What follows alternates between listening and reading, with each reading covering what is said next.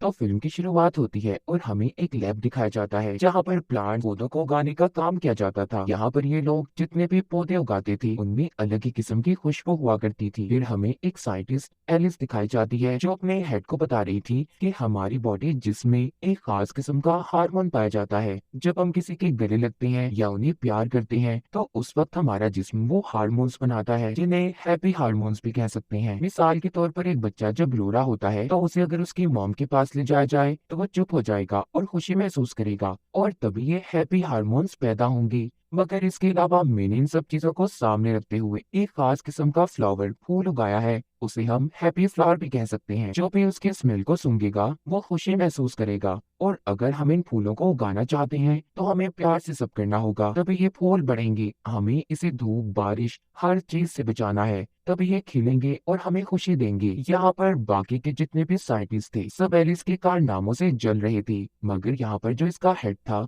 वो एलिस से कहता है ठीक है जल्दी तुम इस फूल को तैयार करो और अगर ये वैसे ही काम करेगा जैसा तुम हमें बता रही हो तो आने वाली अगली नुमाइश में हम तुम्हारे फूल को रखेंगे। एलिस का एक बेटा भी था। उसको डाइवोर्स हो चुकी थी। वो अपने बेटे के साथ अकेली रहा करती थी। उसका बेटा अक्सर स्कूल से एलिस के लैब में आ जाता था। जब वो लैब में बैठा था तो उसके पास एक साइंटिस्ट आता है जिसका नाम क्रिस था। वो आकर एलिस के बेटे से कहता है कि तुम्हारे रेड कलर के जूते तो बहुत प्यारे हैं। जिस पर एलिस का बेटा उसको शुक्रिया बोलता है। इतने में एलिस भी आ गई थी जिसके बाद वो अपने बेटे को घर ले आती है। रात को दोनों मिलकर खाना खाते हैं। एलिस हमेशा अपने काम की वजह से बहुत ज्यादा मसरूफ रहा करती थी और अपने बेटे को सही से वक्त भी नहीं दे पाती। मगर फिर भी उसका बेटा उसे कुछ नहीं कहता था क्योंकि वो बहुत समझदार था। वो खाना खाते हुए एलिस से कहता है मॉम आपके लैब में जो साथ काम करता है जिसका नाम क्रिस है मुझे लगता है वो आपको पसंद करता है। आपको उससे शादी कर लेनी चाहिए। ये सुनकर एलिस अपने बेटे की क्यूट सी बातों पर हंसने लगती है।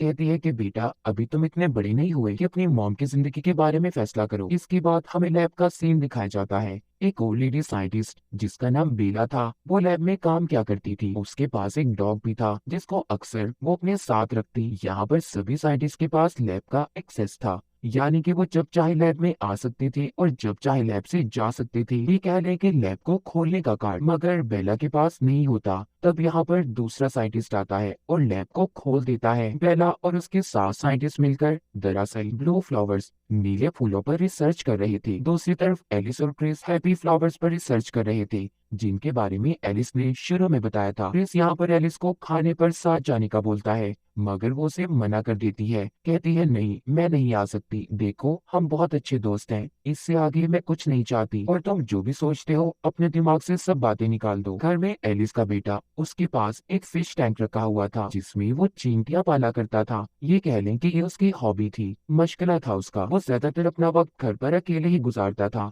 तो इसीलिए अजीब और अनोखे काम करने में उसे मजा आता था। एलिस घर आती है। वो जॉय के लिए हैप्पी फ्लावर लेकर आई थी। वो अपने बेटे को बताती है कि अगर तुम इसके साथ अच्छे से बात करोगे इसका ख्याल रखोगी तो ये तुम्हें खुशी देगा। इसका नाम इसीलिए मैंने लिटिल जॉय रखा है जो इस मूवी का नाम भी है। तो कहानी है लिटिल जॉय की एक खतरनाक फूल की। एलिस के बेटे को अपनी मॉम की बातें पागलों वाली लग रही थी मगर फिर भी वो उस फूल से बातें करने लगता है। लैब में दिखाया जाता है एलिस के फूलों के पास जो नीले रंग के फूल थे वो आधे से ज्यादा गल सड़ जाते हैं मुरझा गए थे। यहाँ पर बेला कहती है ये सब एलिस के फूलों की वजह से हुआ है। जैसे जैसे वो खिलना शुरू हुए हैं तो उनका बुरा असर दूसरे फूलों पर पड़ रहा है जिस वजह से वो गल सड़ गए। एलिस कहती है नहीं मेरे फूलों की वजह से ऐसा कुछ नहीं हुआ। मैंने जो अपने फूल पर एक्सपेरिमेंट किया है वो सिर्फ एक ही फूल बनेगा। वो अपनी जैसे दूसरे फूल नहीं पैदा कर सकती। बेला कहती है क्या तुम कुदरत के निजाम को बदलना चाहती हो। मतलब तुम्हारा फूल अपने जैसा दूसरा फूल पैदा नहीं कर सकता। उसके तने नहीं निकलेंगे। अगर ऐसा है तो तुम्हारा फूल सबके लिए खतरा बन सकता है। एलिस कहती है नहीं ऐसा नहीं हो सकता। मैंने अपने फूल पर बहुत रिसर्च की है कुछ भी गलत नहीं होगा। तब यहाँ पर इनका हेड कहता है ठीक है अगर ऐसा है तो जब तक ये बात साबित नहीं हो जाती हम सब लैब में मास्क पहनकर काम करेंगे ताकि किसी को भी एलिस के फूल की वजह से कोई नुकसान ना हो।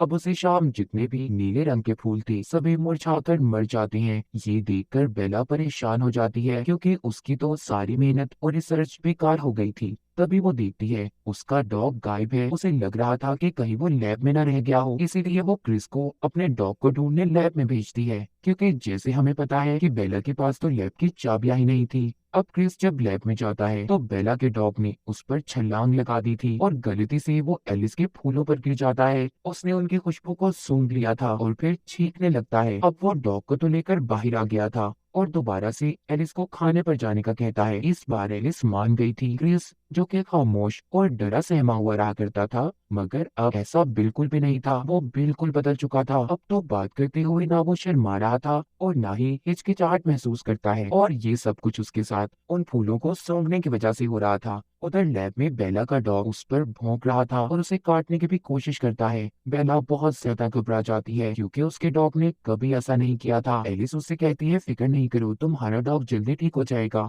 लैब में काम करता हुआ क्रिस एलिस से कहता है, तुम बेला की बातों पर ध्यान मत दो, वो थोड़ी सी पागल है। उसने इस काम से 1 साल की ब्रेक भी ली थी। दूसरी तरफ एलिस के घर में दिखाया जाता है उसका बेटा ज्यादातर अकेला रहा करता था, तो उसने फोन पर एक दोस्त बना ली थी। वो उससे मैसेज पर हर रोज बातें किया करता था। वो उसे अपने टैंक की तस्वीर भी दिखाता है जिसमें उसने चींटियां पाली हुई थी, मगर उस लड़की को एलिस का बेटा थोड़ा बोर लग रहा था, इसीलिए वो उसे मैसेज का जवाब नहीं देती। तभी उसके दिमाग में एक आइडिया आता है। वो उस हैप्पी फ्लावर यानी कि एलिस ने जो फूल बनाया था उसके साथ सेल्फी लेकर उस लड़की को भेजता है और उसे उस फूल की खासियत बताता है, जिसे सुनकर वो कहती है, ओह वाओ, मैं भी उस फूल को देखना चाहती हूँ। एलिस का बेटा उसके मैसेजेस से इतना खुश था, वो पास जाकर उस फूल को सूंघ लेता है जिससे उसे एलर्जी हो गई थी। जब एलिस उसकी मॉम घर पर आती है और अपने बेटे को खाने के लिए बुला रही थी, तो वो गुस्से में एलिस को जवाब देता है, मॉम मैंने नहीं खाना, मैं खा चुका हूँ, आप खाए जाकर। एलिस उसका ऐसा बिहेवियर पर दाव देखकर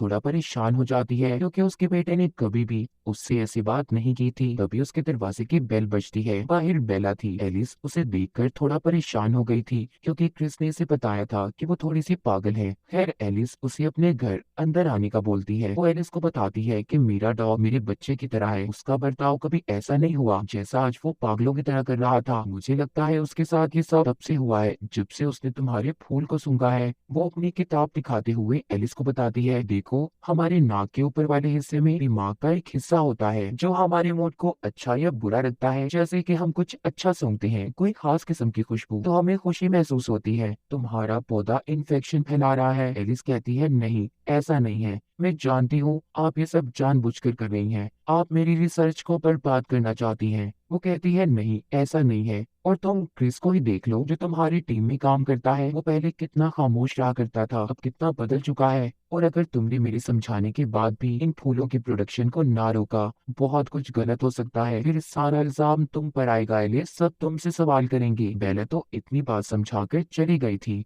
एलिस को अब उन फूलों पर शक होने लगता है। वो सोचती है कि कहीं उसके बेटे का रवैया बर्ताव इसी वजह से तो नहीं बदला। अगले दिन लैब का हेड इसको डांटता है क्योंकि उसने बगैर किसी इजाजत के उन हैप्पी फ्लावर्स का दूसरा बैच उगाना शुरू कर दिया था। हेड कहता है कि इस फूल से क्या निकलता है, वायरस या कुछ और, हम नहीं जानते, और ऐसी हालत में तुमने और फूल उगाना शुरू कर दिए। एलिस कहती है कि मैंने ये एक हैप्पी फ्लावर अपने बेटे को भी दिया था, उसे तो कुछ नहीं हुआ। ये सुनकर तो हेड और ज्यादा भड़क गया था। वो कहता है, ऐसा क्यों किया तुमने, ये असूलों के खिलाफ है। लैब की कोई भी चीज तुम बाहर लेकर नहीं जा सकती, और वो भी तब जब तुम्हारा ये प्रोजेक्ट पास भी नहीं हुआ है। एलिस यहाँ पर अपनी ही तरफ से बातें करने लगती है क्योंकि वो किसी भी कीमत पर नहीं चाहती थी कि उसकी ये रिसर्च बेकार हो जाए। वो कहती है कि हमारे जैसे फूल और लैब भी बनाने की कोशिश कर रहे हैं, और अगर उन्होंने हमसे पहले ये काम कर लिया तो उनका बहुत फायदा होगा और हम तो पीछे ही रह जाएंगे। खैर उसकी बातें सुनकर सब खामोश हो गई थी। बाहर आकर वो क्रिस को डांटती है कि तुमने मेरी इजाजत के बगैर और फूल क्यों उगाए।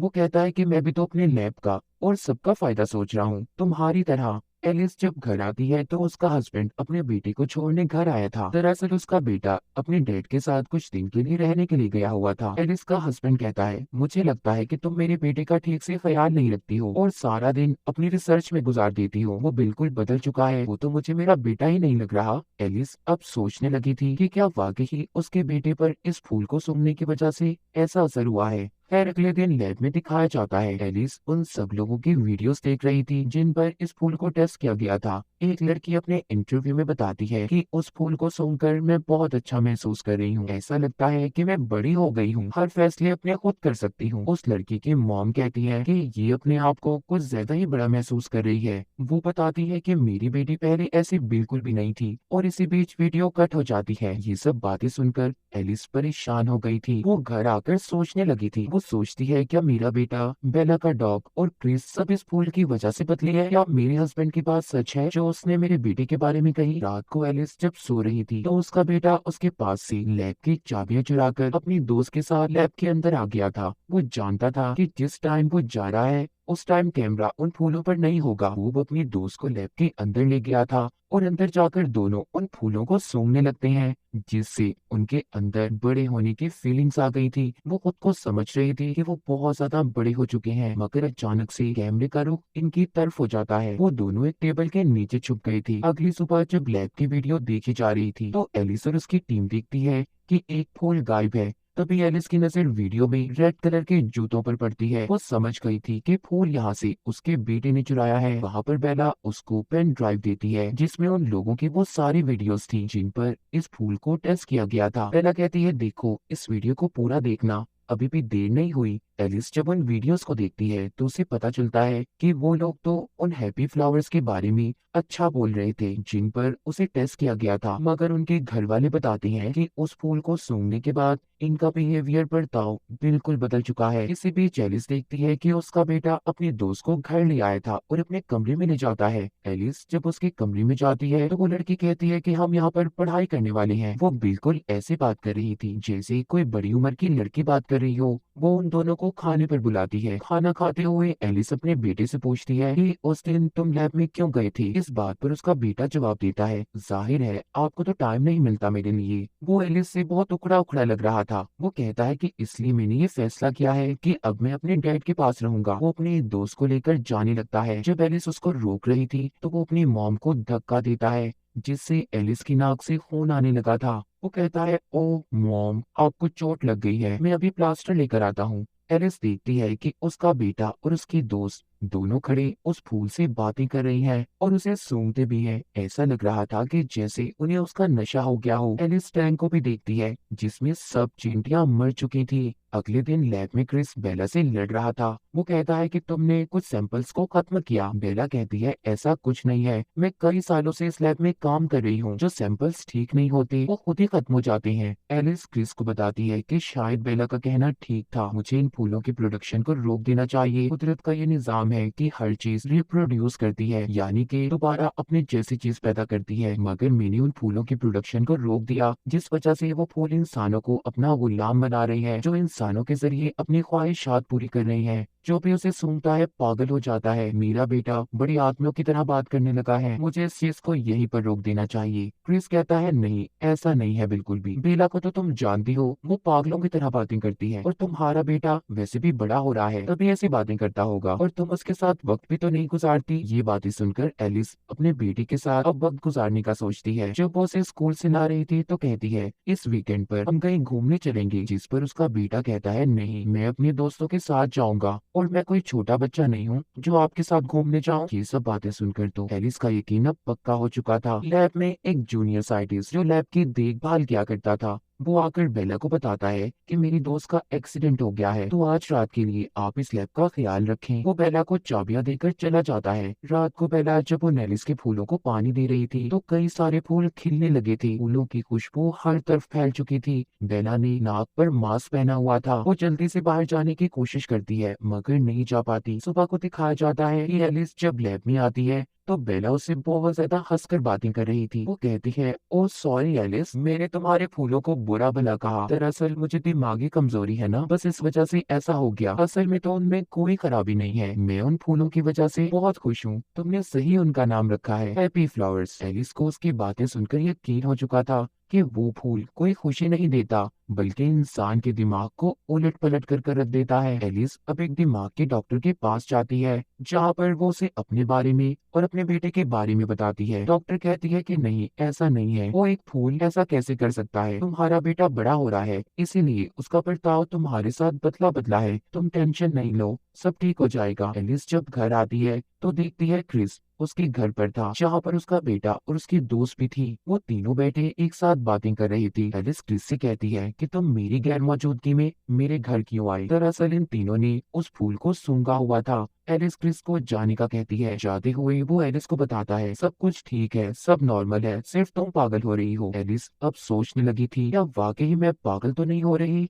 अब वो सोचती है कि ठीक है, वो फूल ही इन सब बातों की जड़ है ना, मैं उसे ही खत्म कर दूंगी। अगले दिन लैब में जाकर लैब के हेड से कहती है कि मुझसे गलती हो गई, आपने ठीक कहा था कि ये हैप्पी फ्लावर्स लोगों को खुशी तो देगा, मगर हद से ज्यादा खुशी भी नशा बन जाती है और इंसान के लिए बहुत ज्यादा खतरनाक होती है। इसीलिए हमें इनकी प्रोडक्शन को यहीं पर रोकना होगा, क्योंकि ये हमारे लिए खतरा बन सकती है। वो कहते हैं ठीक है। जब सब एक जगह पर बैठे थे तो बेला यहाँ पर बताती है कि मैंने उस फूल को नहीं सूंघा था, मैंने जानबूझकर अपने आप को चेंज किया था ताकि मैं आप लोगों को समझा सकूं कि वो फूल इतना ज्यादा खतरनाक है। जब एलिस उसके पास जाकर सब बातें पूछने लगती है तो बेला वहां से भाग गई थी। एलिस भी उसका पीछा करती है। हेड और क्रिस भी उसके पीछे जाते हैं, पर जब वो उसे पकड़ने वाले थे तो वो सीढ़ियों से नीचे गिर गई थी और मर जाती है। सब ये सोच रहे थे कि शायद उसने जानबूझकर कूदकर अपनी जान दे दी। क्रिस और हेड आकर जब एलिस को बताते हैं तो उसे उनकी बातों पर यकीन नहीं आ रहा था कि बेला ने खुद अपनी जान दे दी। बाद में एक मीटिंग बुलाई जाती है। जो हेड उन फूलों के इतना खिलाफ था यहाँ पर बदल जाता है।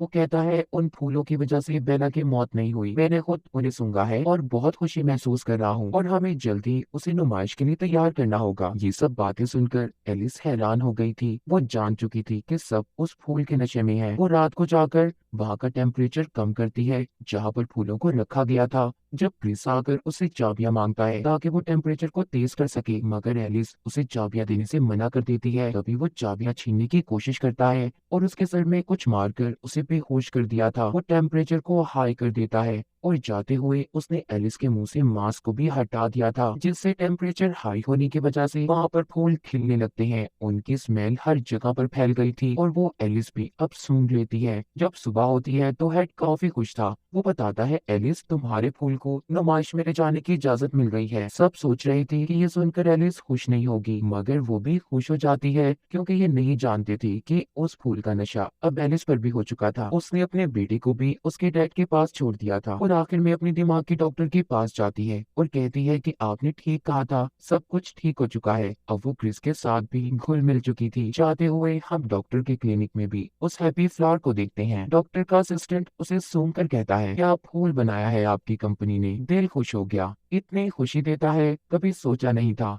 आखिर में हमें एलिस का बनाया हुआ फूल दिखाया जाता है, जिसको देखकर एलिस खतरनाक सा मुस्कुराती है। मतलब उसे भी अब उसका नशा चढ़ चुका था। अब आगे क्या होने वाला था कोई भी नहीं जानता और इसी के साथ इस फिल्म की कहानी यहीं पर खत्म हो जाती है।